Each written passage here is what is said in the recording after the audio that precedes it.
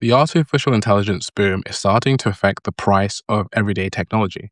Analysts warn that the race to build AI infrastructure could make phones, cars, and electronics more expensive. So, what's happening, right? So, demand for artificial intelligence is exploding worldwide.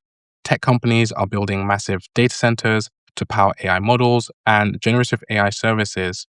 Those systems rely on advanced processors and specifically memory chips such as high bandwidth memory or HBM. But AI servers consume enormous amounts of memory, far more than ordinary devices. A single large AI system could use as much memory as 1,000 of smartphones.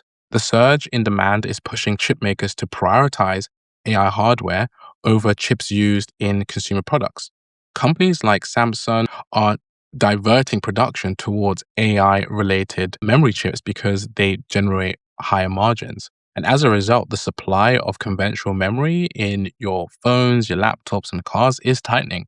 Analysts say that the shortage has already driven dramatic price increases, with some memory chip prices rose 50 to 55% in late 2025, with further increases expected in 2026.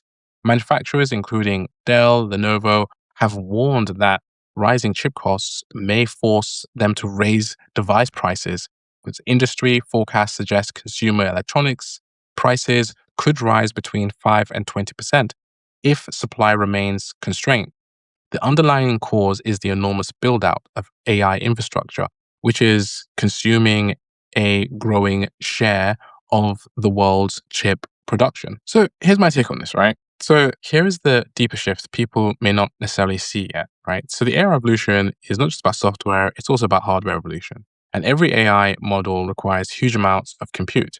And the compute requires chips. The problem is chip factories take years to build. So when demand explodes faster than supply can expand, the entire technology ecosystem feels the shock. We've seen this before during the pandemic, where chip shortages affected car factories. During the pandemic, chip shortages, car factories shut down because they couldn't get enough semiconductors.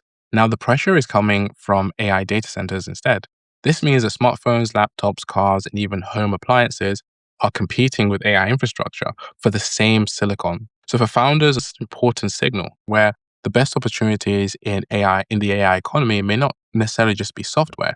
They may be in semiconductors, supply chains, and hardware infrastructure, because whoever controls the chips controls the future of AI.